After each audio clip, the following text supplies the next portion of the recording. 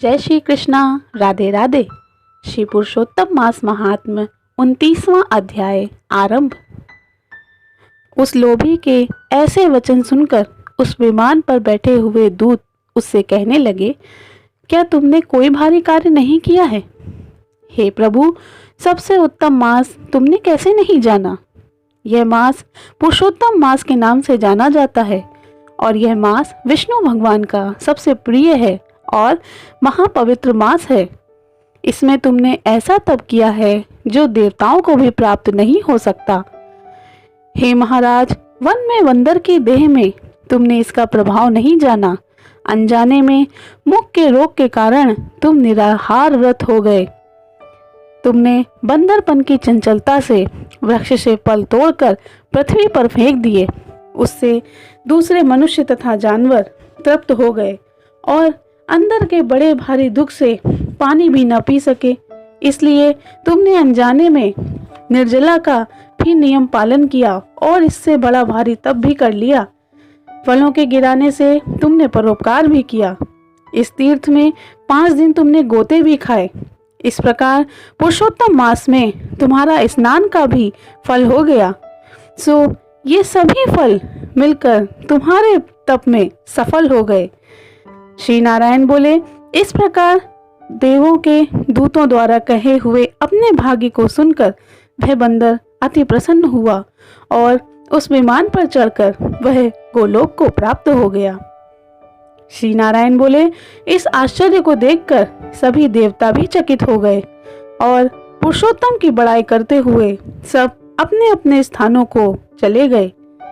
नारद जी कहने लगे, हे तपोधन, आपने दिन के प्रथम भाग का कृत्य कहा है, पिछले भाग का कृत्य कहा। पिछले भाग का कृत्य कैसे करना चाहिए, कृपा करके यह भी कहिए। श्री नारायण बोले, प्रातः काल को कर्म विधि से समाप्त कर फिर मध्याह्न काल की संध्या को तिलों से अर्पण करें। अतिथि के लिए द्वार पर बाट देखें। जो अतिथि भाग्य से गौ के दुहने के समय आ जाए तो उसकी पूजा करें। अत्यंत भक्ति से यथाशक्ति अन्न आदि से उसको संतुष्ट करें।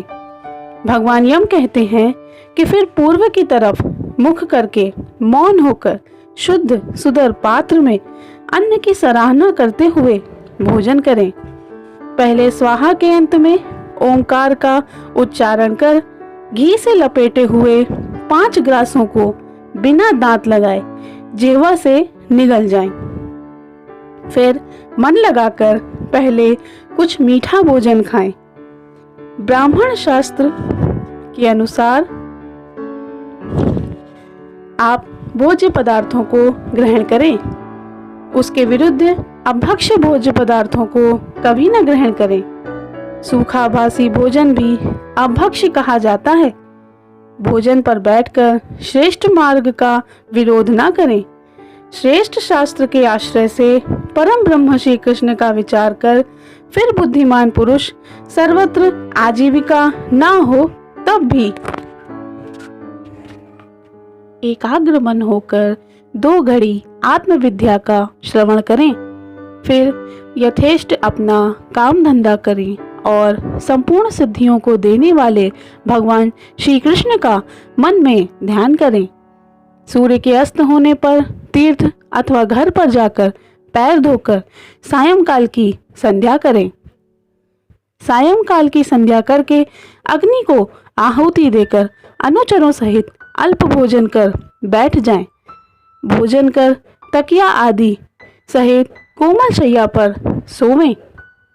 गृहस्थी पुरुष सदैव भली प्रकार से गृहस्थ के कर्मों को करें। हिंसा नहीं करें, सत्य बोलें, सभी प्राणियों की रक्षा करें और दया का भाव सभी के लिए अपने मन में रखें। यह सब गृहस्थियों के लिए धर्म कहे गए हैं।